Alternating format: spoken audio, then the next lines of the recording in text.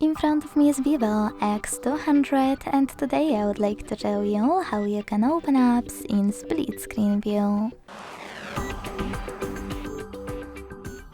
Begin by selecting an app you wish to use in this view and launching it in the background. Then click on the icon of it available at the top. Select split screen and click on the second app. As you can see now, I can use both at the same time.